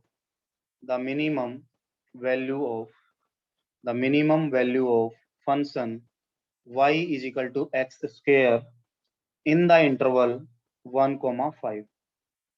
उसने क्या पूछा कि मिनिमम वैल्यू बताइए y is equal to x square की 1,5 के बीच में, और ऑप्शन उसने कुछ ऐसे दिए A0, B1, C25 और D नन। तो आपको बताना है। तो वैसे तो कुछ बच्चे इसको देख लेंगे कि y is equal to x square है और 1 से 5 के बीच में है, तो 1 का स्क्वायर 1 पे ही मिनिमम वैल्यू है, 5 पे 25 होगा y। तो बच्चे बोलेंगे सर इसका एक ही आंसर है। पर उसके लिए पहले हमें चेक करना होता है कि क्या वो मिनिमा या मैक्सिमा है भी या नहीं भी है। तो इसलिए हम डेरिवेटिव करते हैं। तो देख लेते हैं। तो बताइए कौन बच्चा इसका आंसर सीधा दे देगा यहाँ देख के कि 1 और 5 और y is equal to x square है। तो 1 का स्क्वायर करेंगे तो 1 आएगा, 5 का स्क्वायर 25 आएगा। तो मैक्सिमम वैल्यू 25 है, मिनिमम 1 है। तो कौन है बच्चा जो इसका आंसर यहीं से दे देगा, नीचे तो बढ़ेगा ही नहीं, ना 1 डेरिवेटिव करेगा ना सेकंड डेरिवेटिव करेगा। है कोई ऐसा जो कि इतना बड़ा मतलब जिसको नॉलेज है इन चीजों की कि हमारे सामने कुछ भी फंक्शन लिखा हो हम तो उसको ऐसे ही कर देंगे, वैल्यू पुट कर दी वहीं बता देंगे, या फिर आप चेंज करेंगे कि क्या वो इस इंटरवल में आती भी है? बताइए। चलो कोई बात नहीं, हम अपना तरीका देख लेते हैं। तो ऐसे क्वेश्चन में हम क्या फॉलो करते थे, y is equal to x square को पहले डेरिवेटिव 1 करते थे इसका, जैसे dy बाई dx हम कर दें तो सबको पता है इसका आंसर क्या आ जाएगा, 2x इसका आंसर आ जाएगा। और जब इस डेरिवेटिव को तुम 0 के इक्विवेलेंट पुट करोगे 2x इज इक्वल टू 0, तो x की वैल्यू क्या आएगी, यहाँ से अगर देखा जाए तो 0 आएगी। ठीक है, 0 आएगी। तो फिर हम क्या करते थे, इस 0 के लिए इसको पुट करके देख लेते थे डबल डेरिवेटिव करके। तो जो भी है उसका डबल डेरिवेटिव करेंगे हम तो 2x का 2 आ जाएगा। और जैसा कि हम देख पा रहे हैं यहाँ से कि ये जो 2 है ये ग्रेटर देन 0 है, और ग्रेटर देन 0 है तो हम इसको ये बोल सकते हैं कि ये मिनिमा तो है क्योंकि ग्रेटर देन 0 है।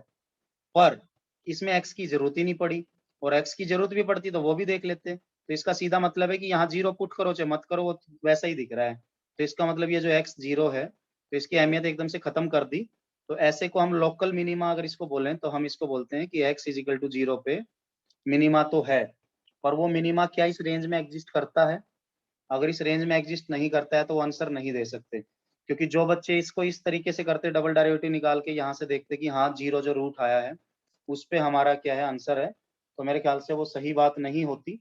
तो पेपर में ये जरूर पूछा जा सकता है इस क्वेश्चन में, इंटरवल हटा दें तो, कि क्या 0 पे मिनिमा है या फिर मिनिमा किस वैल्यू पे है। अगर इंटरवल ना होते तो, इंटरवल नहीं होते तो मिनिमा आप बोलते 0 पे है, फिर तो सही था। पर क्योंकि अब आपसे 1 to 5 की रेंज पूछी है तो इसलिए हमें यहाँ से कोई ऐसी इंफॉर्मेशन नहीं मिली जो कि हमें ये लगे कि इसने आंसर हमारा कर दिया। तो सीधी सीधी बात है कि जो इंटरवल 1 to 5 है, अगर x को 1 करेंगे तो y क्या आ जाएगा, एक्स स्क्वायर मतलब 1 ही आ जाएगा। और x को जब मैक्सिमम 5 पुट करेंगे तो y वही 5 का स्क्वायर 25 आ जाएगा। तो मिनिमम वैल्यू 1 है, मैक्सिमम वैल्यू 25 है, तो इसका मतलब सीधा सीधा आंसर इसका 1 ही आना। ठीक है, 1 से 25 के बीच वेरी करेंगी, या फिर ऑप्शन ऐसे दे देता वो कि कौन सी वैल्यू इस इंटरवल में एग्जिस्ट नहीं करेगी, तो सिंपल ही होता है, उसमें इतना डीप जाने की जरूरत ही नहीं है। ये खाली जो मिनिमम मैक्सिमम कहाँ पे है, किस रूट पे है, जब ये क्वेश्चन आता है तब करते हैं हम उस मेथड को मैक्सिमम फॉलो। तो आप ये चीज ध्यान रखें, समय के अकॉर्डिंग क्वेश्चंस को करें तो मेरे ख्याल से ज्यादा सही होगा। तो बेहद आसान क्वेश्चन होते हैं मिनिमम मैक्सिमम वाले, आपको बस एक ही काम करना है कि जो एफ एक्स आपको गिवन है उसका आप एफ डैश एक्स कर लेंगे, और एफ डैश एक्स करके उसको 0 के इक्वल पुट कर देंगे। और जैसे ही 0 के इक्वल पुट उसको करेंगे तो फिर उसमें हम क्या करेंगे, वैल्यू निकाल लेंगे और f का डबल डेरिवेटिव करके वहां से हम देख लेंगे कि क्या वो वैल्यू माइनस आ रही है या क्या वैल्यू प्लस आ रही है। अगर वैल्यू प्लस है तो इसका मतलब मिनिमा है, और अगर वैल्यू माइनस की है तो इसका मतलब मैक्सिमा है। ऐसा हम बोलते हैं, जो कि आपको ध्यान रखना है। ठीक है, तो अभी मैं और एक लास्ट बात कर लेते हैं छोटी छोटी, जो कि मे भी आपका कुछ बेनिफिट कर दे कहीं पे। तो इससे अगर थोड़ा आगे बढ़ेंगे यहाँ से, तो हम एक बार इंटीग्रेशन के और फार्मूले देख लेते हैं, जो कि आपको कहीं आ जाए तो मे भी बेनिफिट कर दें। तो इंटीग्रेशन एक तो हम ऐसे करके साइन बनाते थे, x की n लिखते थे, dx लिखते थे, है ना। तो उसको हम क्या लिख दिया करते थे, x की पावर n+1, उसको पावर को बढ़ा के और नीचे भी वही लिख दिया करते थे इंटीग्रेशन में। फिर जब जब हम 1/x का करते थे, 1/x dx, तो उसको हम लोगरिथम x लिख दिया करते थे। ठीक है, और ऐसे ही जब जब हम साइन का करते थे, साइन x dx क्या होता था, कोस x होता था। और कोस x का जब हम करते थे तो साइन x होता था, यहाँ पे माइनस नहीं आएगा। साइन का कोस होता था और कोस का साइन होता था, इंटीग्रेशन की अगर बात करें तो। और ऐसे ही सीकेंट स्क्वायर x का अगर इंटीग्रेशन की बात करें तो टेंजेंट x होता था, वो भी आप जानते होंगे। कोसिकेंट स्क्वायर x एक फार्मूला और होता था, जिसका आपका आंसर माइनस कोटेंजेंट x होता था। ये सारे आपको याद भी होंगे। और एक सीकेंट x और टेंजेंट x होता था, जिसका हम सीकेंट x लिखते थे। तो आपको ये सारी की सारी चीजें क्या करना है, याद रखनी है। और उसके अलावा बातें तो और भी होती थी, कोसिकेंट x और कोटेंजेंट x भी होता था, वो भी हम लिख लेते हैं। जिन बच्चों को लगेगा कि ये जरूरी है वो पढ़ के चला जाए, नहीं तो छोड़ जाए। कोसिकेंट x उसको फाइनली लिख देते थे जब इन दोनों का इंटीग्रेशन करते थे हम। इंटीग्रेशन डिफरेंशिएशन एक तरीके से एक दूसरे के उल्टे हो गए ना, जो वहां पे राइट में था यहाँ लेफ्ट में आ गया, ऐसा हम मान सकते हैं। जैसे कि अगर पेपर में आपको डायरेक्ट ये क्वेश्चन आ जाए, 1 - x² ऐसे करके लिख दे और dx लिख दे वो, और बोले कि बताओ इसका आंसर, तो सबको पता है साइन इनवर्स x, ये सीधा सबको पता है ना। इंटीग्रेशन डिफरेंशिएशन वैसा ही होता है, लेफ्ट हैंड साइड राइट बन गई, राइट हैंड साइड लेफ्ट बन गई, ऐसा कुछ हम मान सकते हैं। तो ये कुछ चीजें हैं जो कि आपको याद रखना है। पर इसमें से मैं वो लिखवा दे रहा हूँ आपको जो कि अक्सर पूछ ली जाती है, जैसे कि ये बहुत पूछा जाता है 1/1 x² वाला। तो सब जानते हैं इसको, टेंजेंट इनवर्स x होता है ये। ठीक है, टेंजेंट इनवर्स x होता है। तो ये कुछ चीजें हैं जो कि आप ध्यान रख लेंगे तो मेरे ख्याल से इजी रहेगा आपके लिए। और वो ट्रिग्नोमेट्री तो आप पढ़ ही रहे हैं मैथमेटिक्स में, तो मैं बोलूंगा वो फार्मूले भी आप याद कर लें, कोस वाले, वो टेबल वाली, वो सारी बातें। तो x² - 1 अगर इसकी बात करें तो ये भी आप जानते हैं, ये सीकेंट इनवर्स x होता है। ठीक है, इसकी भी हम बात देख सकते हैं। उसके आगे अगर मैं बढ़ता हूं तो एक इस पेपर में पाई का क्वेश्चन आया, पाई का। तो मेरे ख्याल से पाई की वैल्यूज आप जानते भी हैं सब। पाई की वैल्यू क्या होती है, 22/7 होती है। आप में से कोई बताएगा लॉगरिथम पाई क्या होता है, एकदम से फास्ट देखता हूँ, 1 सेकंड से पहले कौन आंसर करेगा। What is the value of logarithm pi. चलो लॉगरिथम छोड़ो, तुम ये बता दो what is the square root of pi. देखते हैं कौन बताता है, ये तो फेमस क्वेश्चन है। What is the square root of pi, कोई आंसर कर पाता है क्या इस क्वेश्चन का। पाई का स्क्वायर रूट क्या होता है।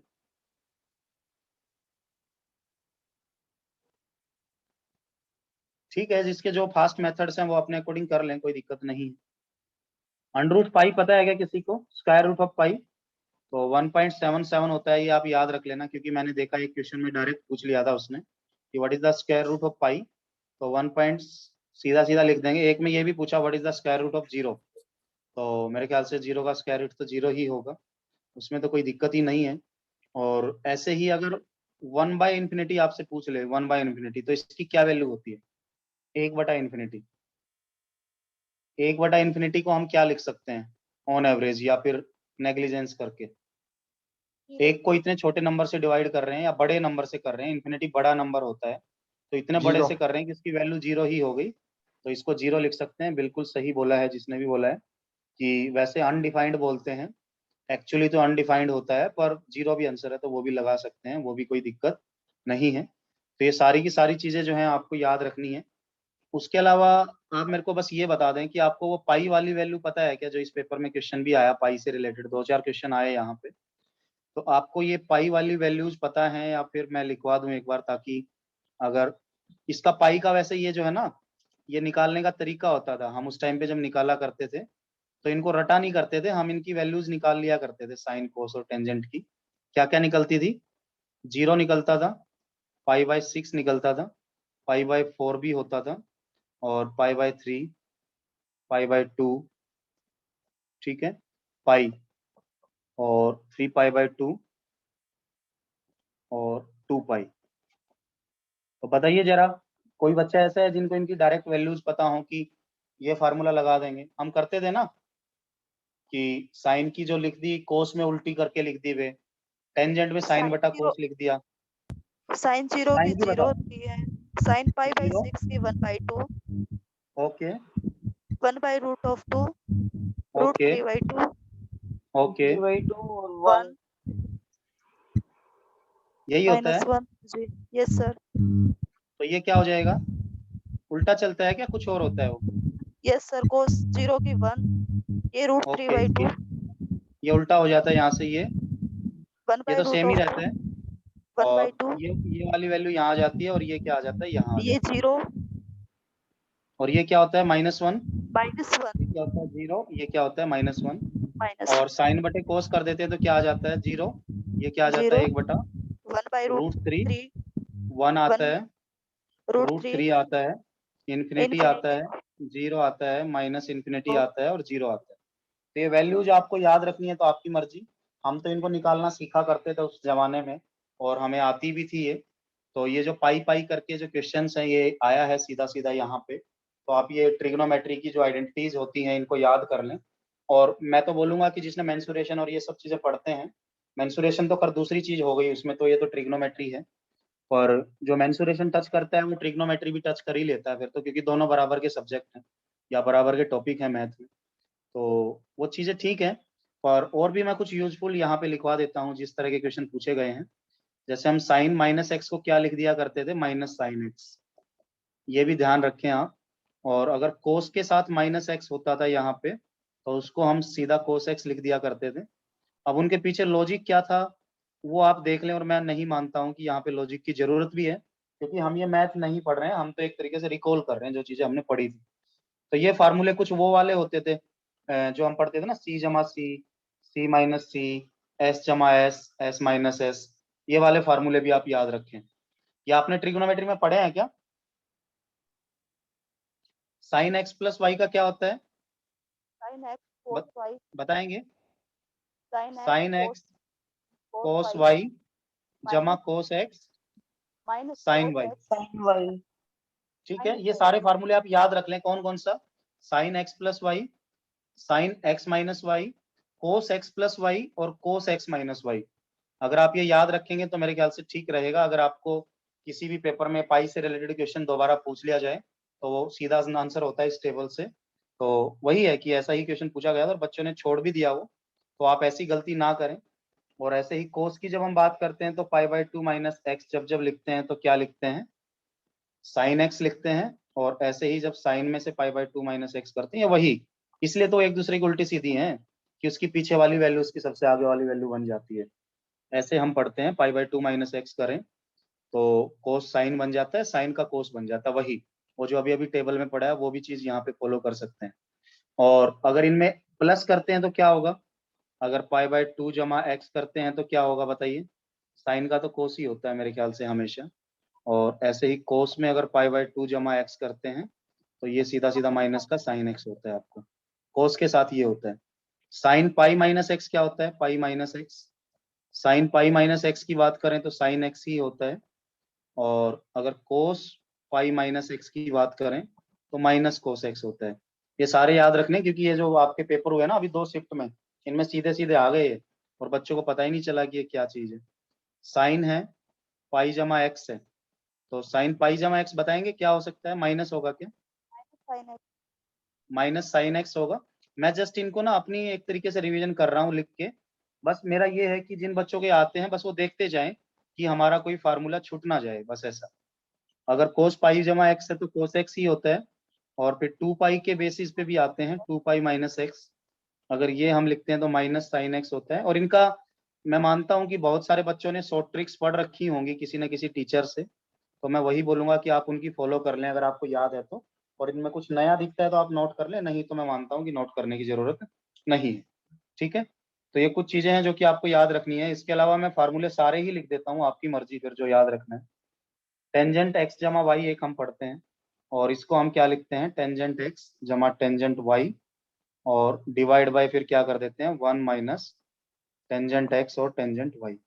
ये भी याद रखना है, टेंजेंट एक्स जमा tangent y 1 minus tangent x और टेंजेंट वाई। बस अगर वही टेंजेंट एक्स माइनस वाई होता है तो उस केस में हम क्या लिख देते हैं, बस साइन पलट जाता है मेरे ख्याल से, tangent x minus tangent y, जो प्लस होता है वो माइनस हो जाता है और नीचे जो माइनस होता है वो प्लस हो जाता है, टेंजेंट एक्स टेंजेंट वाई। उसके अलावा टेंजेंट पाई बाय 4, ये सारी जो वैल्यूज है ना ऊपर, ये भी पाई बार 4 जमा एक्स है, तो ये बड़ा ही सिंपल होता है, ये तो मेरे ख्याल से इजीएस्ट है, 1 plus 10x divide by 1 minus 10x, ये भी आपको याद रखना है। और ऐसे ही टेंजेंट पाई बाय 4, और ये मैं इसलिए बता रहा हूँ क्योंकि इन पेपर में सीधे सीधे आ गए, तो अब बताओ क्या कर सकते हैं, हमारी गलती ही नहीं है, आ गए हैं तो ठीक है। मैं तो बस इसलिए लिखवा रहा हूँ क्योंकि कुछ बच्चे जो आलसी हैं, जिन्होंने ये चीजें लगती है कि हम खुद से कैसे करेंगे, तो बस सामने से ब्रॉडकास्टिंग हो रही है कि ये चीजें कर लो, रट लो कैसे भी, क्योंकि ना तो मेरा इंटेंशन इसको समझाने का है, बस मेरा यहाँ पे मतलब ही इतना है कि कवर करना है इसको। जैसे कल हमने मैट्रिक्स पढ़ा तो अच्छे से मैंने पढ़ाया क्योंकि वो पढ़ाने की चीज थी, और जिसमें अगर पढ़ने का कुछ है ही नहीं इस लेवल का कि ऑब्जेक्टिव 1 नंबर में क्या आएगा, तो उसको कैसे करा सकते हैं। कोटेंजेंट एक्स कोटेंजेंट वाई होता है जमा 1 होता है, और अगर नीचे की बात करें तो कोटेंजेंट वाई जमा कोटेंजेंट एक्स होता है, वो आप ध्यान रख लें। और वही अगर कोटेंजेंट भी एक्स माइनस वाई हो तो इसको हम क्या लिखते हैं, कोटेंजेंट एक्स कोटेंजेंट वाई सीधा सीधा, और ऊपर तो सेम ही रहता है, नीचे बस चेंज हो जाता है, कोटेंजेंट वाई और कोटेंजेंट एक्स। और जब हम पढ़ा करते थे 10वीं 12वीं में मेरे ख्याल से, तो हमारे टीचर ने एकदम से ऐसे रटवा रखे थे, रटवा ही समझ लो आप, कि हमें एक एक चीज याद थी, ऐसा कुछ भी नहीं था कि भूल गए, ठीक है। उसके अलावा एक साइन का फार्मूला होता है, बहुत फेमस फार्मूला, साइन 2x, ये आप हमेशा पढ़ते होंगे। 2, इसको हम क्या पढ़ते थे, साइन एंगल एक्स जो भी है, फिर उसको बोलते थे 2 साइन एंगल हाफ कोस एंगल हाफ। तो बहुत हमने पढ़ा है, आप भी इसको ध्यान रखें, 2 साइन एक्स कोस एक्स लिख सकते हैं इसको सीधा सीधा, साइन 2x को। या फिर इसको टेंजेंट की फॉर्म में हम कैसे लिख सकते हैं, 2 tangent x divide by 1 plus tangent square x, ऐसे लिखा जा सकता है। ये आप कभी भी भूले ना, भूलेंगे तो दिक्कत है फिर, क्योंकि ये सीधे सीधे अगर क्वेश्चन ऐसे आ गए, ऐसे ही cos 2x का भी होता था, हम cos 2x का पढ़ा करते थे, और वो तो एक नहीं हो तो कई होते थे। जैसे cos 2x को एक तो हम क्या लिखते थे, cos स्क्वायर एंगल हाफ, मतलब वो 2x है तो ये x हो गया, और माइनस में साइन स्क्वायर x, एक तो ये पढ़ते थे इसका। और इसी के दूसरे की बात करें तो इसका एक और फार्मूला हम पढ़ते थे, 2 cos स्क्वायर x माइनस 1, ये भी इसमें पढ़ते थे हम, 2 cos स्क्वायर x माइनस 1, और इसको ऐसे भी लिखते थे 1 माइनस 2 साइन स्क्वायर x, ये सारे इसी के हैं। और इसका एक और टेंजेंट की फॉर्म में फार्मूला होता था, 1 minus tangent square x divide by 1 plus tangent square x. बस हमें कुछ भी नहीं करना है, इनको एक तरीके से देखते जाना है कि क्या क्या होते हैं। अब उसको क्वेश्चन में कैसे इंप्लीमेंट करना है वो तुम जानो, क्योंकि ना तो मेरे को पेपर देना है और ना ही वहां पे ऐसे क्वेश्चन आएंगे। बस सिंपल ये फार्मूला बेस्ड कुछ आ जाए तो आप याद रख लें। टेंजेंट 2x भी होता है तो ये ऐसा कुछ होता है, 1 माइनस टेंजेंट स्क्वायर एक्स। और फिर अलग से साइन स्क्वायर के तो पढ़ते ही थे हम, जो सदाबहार फार्मूले, एवरग्रीन फार्मूले जिनको बोलते थे, sine square x is equal to 1 minus cos square x, ये तो सिंपल सा है। ऐसे ही कोस स्क्वायर एक्स इधर आएगा तो ये क्या हो जाएगा, 1 माइनस साइन स्क्वायर एक्स। ये दोनों हम इनको सदाबहार फार्मूले बोला करते थे, जो कि आपको याद रखना है। और ऐसे ही फिर ई की टी पढ़ते थे हम, ई की आई टी, तो जब ई की आई टी पढ़ते थे उसको लिखते थे कोस टी जमा में आई साइन टी। ये जो भी है ये आपको याद रख लेना है। तो देख लें आप, जो भी है मतलब आपस में कम्युनिकेट कर लें, क्योंकि मैं ना तो यहाँ से कुछ ज्यादा बता पाऊंगा और ना मेरा इंटेंशन है बताने का, क्योंकि वही बात है कि पढ़ के कोई कुछ भी बता सकता है। अगर मैं अपनी वाली पे आऊँ तो मैं इनको पढ़ के 50 क्वेश्चन इनके करा दूं, पर मेरे को उचित नहीं लगता है। बस मैंने एक तरीके से 10 मिनट आपके साथ रिवाइज कर लिए हैं कि क्या क्या हम पढ़ते थे, ये होते थे। अब मैं एक सिंपल सा क्वेश्चन इसका करा देता हूँ, जो डेफिनेट इंटीग्रल में हम पढ़ते थे, ताकि आपको थोड़ा याद आ जाए अगर कभी पूछ ले तो। 1 टू इन्फिनिटी मैं लिखता हूँ, एक्स की माइनस क्यूब और डी एक्स मान लो मैंने लिखा, तो आप बताइए कि एस की वैल्यू क्या होगी। ऑप्शन हैं आपके, -1/3 और 1/4 और 1/2 और एक आंसर है। देखते हैं कौन है जो बच्चे ये जिनको याद है, नहीं याद है तो हम कर लेते हैं। जैसे x की -3 है तो आप जानते हैं कि x की n क्या होता है इंटीग्रेशन x की n जमा 1 डिवाइड बाय n जमा 1, ऐसे ही पढ़ते हैं हम। तो इसको जब हम इंटीग्रल करेंगे तो बड़ा ही सिंपल हो जाएगा, ये -3 जमा 1 हो जाएगा, तो x की -2 और वही नीचे भी गिर जाता है, -3 जमा 1 -2, और यहाँ पे इन्फिनिटी है, यहाँ पे क्या है 1। तो अब इसमें इन्फिनिटी पुट कर दो, मेरे ख्याल से आंसर आ जाएगा आपका इजीली।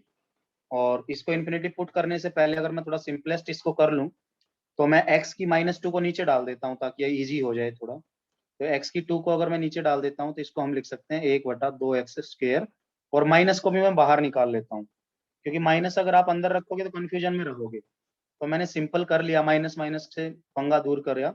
मैंने क्या किया, x की -2 को नीचे डाल दिया और 2 ऐसा का ऐसा रहा, और माइनस भी बाहर खींच लिया। तो अब अगर आप इसमें इन्फिनिटी पुट करोगे तो मेरे ख्याल से इजी रहेगा ये। तो हम इसको जब देखेंगे माइनस, तो पहले ये पुट करते हैं 1/2x², मतलब इन्फिनिटी आएगा, ये 2 इंटू इन्फिनिटी स्क्वायर इन्फिनिटी आएगा, और माइनस में फिर माइनस किया करते थे हम और ये पुट करते थे फिर। तो 1/2 इंटू 1 की स्क्वायर मतलब 2, तो माइनस की 1/2, ऐसे आ गया आंसर सीधा सीधा। और जैसा कि आप जानते हैं 1/∞ लगभग 0 होता है, अभी अभी हमने किया ये। तो 1/0 होता है तो माइनस माइनस अंदर जाके प्लस हो जाएगा, प्लस का 1/2 इसका आंसर आ जाएगा, मतलब कि सी इसका सीधा सीधा आंसर रहेगा। तो मेरा बस ये मानना है कि अगर कोई इंटीग्रेशन डायरेक्ट आपसे पूछ लिया तो ठीक है, आप उस लेवल पे कर लेना उसको, और नहीं तो आप क्या कर देना कि अगर डेफिनेट इंटीग्रल भी पूछ लिया, जैसे ये वैल्यू पुट करने वाला होता है, तो जो वैल्यूज गिवन होती हैं इसका इंटीग्रेशन करके एक बार वो पुट कर दो, माइनस का सिंबल लगा के ये कर दो, और उसका आंसर आप निकाल सकते हैं इजीली। बस मेरा इसका इनको बताने का मतलब ये नहीं है कि मैंने आपको ये सिखा दिए ना, मेरा बस बताने का ये मतलब है कि अगर ऐसा क्वेश्चन आ जाए तो आपकी अप्रोच क्या रहनी चाहिए उस टाइम, आपकी अप्रोच क्या रहनी चाहिए, वो मेरा मानना है बस। अच्छा, एक क्वेश्चन मैं देता हूँ, देखते हैं कि कुछ बच्चे इसको बता पाएंगे कि नहीं बता पाएंगे। मान लो ये क्वेश्चन जो पेपर में आया यही आ गया, 0/π3 ऐसे, और ई की आई टी डी टी, ई की आई टी डी टी, कोई बच्चा कर सकता है इसको? जिसको ई का इंटीग्रेशन पता है वो इसको मेरे ख्याल से कर देगा, कोई बताएगा? अच्छा, √-1 क्या होता है? स्क्वायर रूट ऑफ -1, कोई बच्चा बता सकता है क्या? What is the square root of iota -1? हाँ भाई, आयोटा। आयोटा यस, √-1 आयोटा होता है।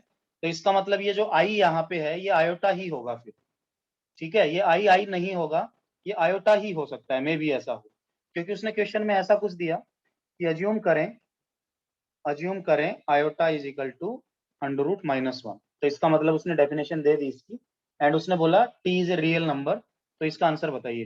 तो कौन है वो बच्चे जो इसका आंसर बताएंगे? एक सिंपल सा तरीका है इसका, अगर मैं आपको बता दूं तो, कि आप इसका इंटीग्रल कर लो। ई का सबको पता है कि ई की आई टी सेम सेम रहेगा और डिवाइड बाय आई नीचे गिर जाएगा, है ना? ई की पावर में जो भी रहता है वो नीचे गिर जाता है, और हम इसको क्या लिख सकते हैं, 0/π/3 ऐसे। तो आगे बता सकते हैं, अब आगे कैसे करेंगे, किसी को याद है? ई की आई टी को कैसे खोलते थे हम कोस साइन में?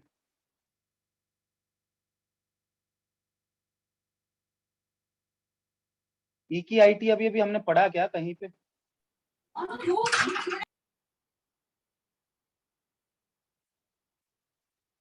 ई की आई टी अभी अभी पढ़ा क्या हमने ऊपर? अभी जो यस फार्मूले सर, अभी लिखते हैं, पढ़ा था जब cos t plus I sine T. cos t plus I sine T, तो ये जब आप ई का इंटीग्रेशन करते थे तो कुछ ऐसा नहीं होता था कि जैसे लॉगरिथम एक्स स्क्वायर जमा 2 है, तो एक बार हम क्या करते थे, 1/x² जमा 2 नीचे डाल देते थे, और फिर x² जमा 2 का फिर से इंटीग्रेशन करते थे। याद है आपको ऐसे कि जैसे log x है तो 1/x हो गया सीधा सीधा, और ऐसे मतलब जैसे डिफरेंशिएशन में भी हमने किया है। तो ई की आई टी की वैल्यू पुट करो, इसमें क्या आएगा? अगर इसका π/3 में इसने पूछा है तो इसका कैसे आंसर देंगे? तो ई की आई टी का अगर हम यहाँ पे सीधा फार्मूला पुट कर दें तो क्या है वो, cos t प्लस आई आयोटा साइन साइन। टी और डिवाइड बाय आई, और ये क्या है आपका π/3 और 0। तो कुछ ऐसा ही पेपर में क्वेश्चन पूछा गया, और अब यहाँ पे आपको जरूरत पड़ेगी पाई की वैल्यूज की, समझ गए? तो एक तरीके से तुम ये करो, आई बाहर ले लो, ये वाला आई बाहर ले लो, क्योंकि आई से कोई मतलब नहीं है। टी की वैल्यू पुट करनी है हमें, टी पुट करना है। तो टी पुट करेंगे तो 1/i ले ले बाहर, और इसको ऐसे आप लिख सकते हैं क्या, cos t मतलब cos π/3। क्या होता है cos π/3? बाई 2। क्या होता है cos π/3? 1/2। 1/2 होता है, तो cos π/3 मैं सीधा लिख लिया 1/2, और जमा अगर बात करें आई की, तो आई को आई रहने दे, कोई बात नहीं। sin π/3 क्या होता है? √3/2। √3/2, तो इसको हम लिख लेते हैं √3/2 हम लिख लेते हैं। और जैसा कि आप जानते हैं कि जब माइनस करेंगे जीरो, तो cos 0 क्या आएगा? 1। तो cos 0 -1 हो जाएगा, और sin 0 क्या होगा? 0। 0। तो इसको यहीं बंद कर दूं, क्योंकि 0 लिखने की जरूरत ही नहीं है। कर सकते हैं ऐसा, 0 लिखने की यस जरूरत सर। ही नहीं है ना। -1 -0 क्यों लिखूं मैं? -0 तो खत्म हो जाएगा ना। Yes sir. ओके, तो अब मैं अगर इसको और खोल दूं, तो कुछ इसी फॉर्मेट का क्वेश्चन वहां पे आया है आपको, जो कि थोड़ा सा लॉजिकल था, फार्मूला बेस्ड, ये पाई वाई पे बेस्ड था। तो इसलिए अगर आप ये क्वेश्चन अगर आपने कभी जिंदगी में पढ़े हैं, तो मैं बोलूंगा एक बार पढ़ के चले जाओ, बुराई क्या है इसमें? कोई भी बुराई नहीं है बिल्कुल भी। तो देखो, अगर इसको हम आयोटा और इसको अलग अलग फॉर्म में कर दें, तो 1/2 में से 1 घटाओ, क्या आएगा? -1/2 आएगा। और आई को भी चलो अंदर ले आओ, कोई दिक्कत नहीं है। पेपर में क्वेश्चन में आंसर कैसे आया? -1/2 आई, ऐसे, क्योंकि ये आई अंदर ले आया मैं, और 1/2 में से 1 घटा दिया, तो -1/2 हो गया। और फिर उसके बाद क्या हुआ, आप बताएंगे मेरे को, बताइए। प्लस सेम रहेगा, आई से आई कट जाएगा क्या ये? जब आई को यस सर। अंदर ले आए हम, तो आई से आई कटेगा क्या, नहीं कटेगा? कटेगा सर। कटेगा, तो क्या आंसर आ जाएगा? √3/2। 2। तो ये इसका राइट आंसर है। तो यहाँ पे इसको उसने बस इतना इस फॉर्म में दिया था इसको। और अगर इसमें भी अब वही बात आ जाती है आपकी कि क्या ये क्वेश्चन करने चाहिए या नहीं करने चाहिए, तो सीधी बात है कि मेरा तो देखो कोई कंसर्न नहीं है, मैं अगर इसको नहीं भी बताऊंगा तो मेरा कुछ ऐसा भी नहीं है, बिगड़ रहा है। पर वही मतलब है कि अगर किसी ने पढ़े हैं और आ जाए ऐसा क्वेश्चन, तो डरना मत उससे, थोड़ा याद कर लेना कि हाँ ये पाई वाई क्या होते थे। तो जो भी बच्चे बेवकूफ़ी करके आए हैं, गलती करके आए हैं, जो इसको करके नहीं आए, तो मेरे ख्याल से गड़बड़ वो करके आए हैं। तो ऐसा आपको नहीं करना है। अगर आपको कोई चीज़ आती है तो उसको इम्प्लीमेंट करो, क्योंकि ये जो वैल्यू जो हमने अभी भी लिखी साइन, कोस और टेंजेंट की, तो मुझे ये लगता है ये हमने कभी 8वीं क्लास में सीखी थी, जब हम ट्रिग्नोमेट्री ये चैप्टर पढ़ा करते थे। ठीक है, 8वीं या 10वीं, एग्जैक्ट ध्यान नहीं है मेरे को, पर वही है, 8वीं या 10वीं में ही पढ़ते थे। ठीक है, तो ये सारी बातें हैं जो कि हमने इसमें देख ली हैं। तो अभी बस ज्यादा कुछ मेरे को नहीं लगता है कि इसमें कुछ ऐसा है कि जो हमें करना चाहिए। तो अगर कुछ आ जाता है अच्छी बात है, पढ़े हुए में से नहीं आता है तो फिर भी कोई दिक्कत नहीं है। तो अभी जैसे हमने मैट्रिक्स की कल बात की थी, कैलकुलस की आज कुछ कुछ बात करने की ट्राई की है, जिसमें लिमिट के क्वेश्चन हमने सीखे, वो थोड़ा इंपॉर्टेंट है। मैक्सिमम मिनिमा के क्वेश्चन भी हमने देखे, वो भी इंपॉर्टेंट है। और ये फार्मूला बेस्ड जो डेरिवेटिव इंटीग्रेशन है, ये अगर आ जाए तो थोड़ा हमने फॉर्मेट सा देख लिया कि कैसे कैसे होते थे, रिकॉल सा कर लिया। अगर फायदा करेगा तो अच्छी बात है, क्योंकि और ज्यादा करने का कोई फायदा भी नहीं है, बड़े बड़े क्वेश्चन यहाँ पे करें। तो जो एक प्रोबेबिलिटी है वो मैंने एक पार्ट आपको दे रखा है। तो कल हम क्या पढ़ेंगे? मीन, मीडियन, मोड और स्टैंडर्ड डेविएशन, ये चीजें। और जो न्यूमेरिकल मेथड्स मैंने बोला था, जैसे न्यूटन राफसन हमने कल पढ़ा था, तो उसके बचे हुए 3 टाइप, वे जो जो हैं। और ये भी सीखने का होगा, ये भी सीखने का होगा। कैलकुलस जैसे आपको लगा होगा कि इसमें कुछ सीखने का नहीं था खास, तो मेरे को जो लगा कि इस टाइप के क्वेश्चन आए हैं और ये कराया जा सकता है, तो मैंने बता दिया। नहीं तो बाकी की कोई अब ज्यादा जरूरत मेरे को नहीं लगती है, क्योंकि वही है, कैलकुलस 1 घंटे 2 घंटे में तो नहीं हो सकता, और कर भी लेंगे तो रिवाइज क्या करेंगे। ठीक है, तो किसी बच्चे का और कुछ डाउट है, मतलब इस क्लास को छोड़ दें तो वैसा कुछ डाउट है तो बताइए मेरे को। मैट्रिक्स का जो हमने कल पढ़ा था, जो असली चैप्टर था हमारा, जो अच्छा भी हमें लगा था, अगर वहां का कुछ डाउट है तो बता सकते हैं आप। है क्या? एक्सक्यूज मी सर, उसमें हाँ 1 और बोलिए। 5 में वो मिनिमा और मैक्सिमा, मिनिमा वैल्यू निकालनी थी ना उसमें, एक्स स्क्वायर में 1 और 5, उसमें मिनिमा वैल्यू 1 आएगी क्या 25 आएगी? मिनिमा नहीं, मिनिमम पूछा उसमें, मिनिमम। मिनिमम पूछ रखे सर, वो 1 होगी उसने सर? वैल्यू पूछी है, उसने वैल्यू पूछी है। देखो, अगर वैल्यू पूछेंगे तो ये सीधा सीधा इसी से निकल जाता है। मिनिमम अलग चीज होता है, मिनिमा अलग चीज होता है। Okay sir. मिनिमम तो वैल्यू हो गई, और मिनिमा ये हो गया कि किस पॉइंट पे, किस एग्जैक्ट वैल्यू पे मिनिमा है। इनको जोड़ो मत, एक दूसरे से रिलेट मत करो। मिनिमम वैल्यू की बात करेगा, मैक्सिमम वैल्यू की बात करेगा। जैसे उस क्वेश्चन में क्या था कि y = 1, y = 5। तो अगर ये मान लो 1 का स्क्वायर 1 है, 5 का स्क्वायर 25 है, तो मिनिमा तो किस वैल्यू पे है, अगर देखा जाए तो यहाँ पे मिनिमम वैल्यू यहाँ पे है इस वैल्यू पे, और मैक्सिमम वैल्यू इस वैल्यू पे है। तो वो जो मिनिमा मैक्सिमा है वो तो हमने जो डेरिवेटिव किया था ना, less than zero greater than zero, तो वहां पे हमने देखा था। पर इसका एग्जैक्ट आप बस भूले ना, जब मिनिमम वैल्यू पूछे तो फंक्शन में ही पुट होगा, फिर उसको ये नहीं बोल सकते हम किस पॉइंट पे मिनिमा है मैक्सिमा है, वो हम बता सकते हैं। पर एक सिंपल सी बात है, हमने हमने डबल डेरिवेटिव किया तो उसपे तो वो मिनिमा तो आया, मतलब एक तरीके से डबल डेरिवेटिव करने से क्या आया था, 2 आया था, और 2 क्या होता है, ग्रेटर देन 0 होता है। और रूट वहां पे क्या आया था आपका, 2x इक्वल टू 0। रूट क्या आया था, की रूट x की X वैल्यू value 0 0 आई थी। तो ये जो 2 है ये ग्रेटर देन 0 है या लेस देन 0 है, ग्रेटर देन 0 है सर। ग्रेटर देन 0 तो इसको मिनिमा बोलते हैं मैक्सिमा। मैक्सिम वो मिनिमा सॉरी। हाँ, तो ये बोल सकते हो कि मिनिमा 0 पे मिनिमा है, 0 पे मिनिमा है, पर अच्छा। वो इस रेंज में एग्जिस्ट नहीं करता है जो आपको गिवन है, बस। Okay sir. तो इतना मेरे को पता है कि माइनस वैल्यू आती है तो उसको मिनिमा बोलते हैं, प्लस आती है, सॉरी माइनस आती है तो मैक्सिमा बोलते हैं, प्लस आती है तो मिनिमा मैक्सिमा बोलते हैं। होती है मिनिमा होती है सर। हाँ ठीक थैंक है। You sir. हाँ, बस वो इंटरवल को जैसे ही हमने कर दिया ना तो वो अलग हो गया।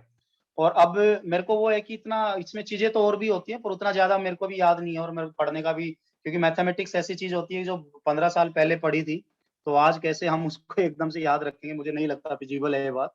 बच्चे तो 5 दिन पहले का भूल जाते हैं।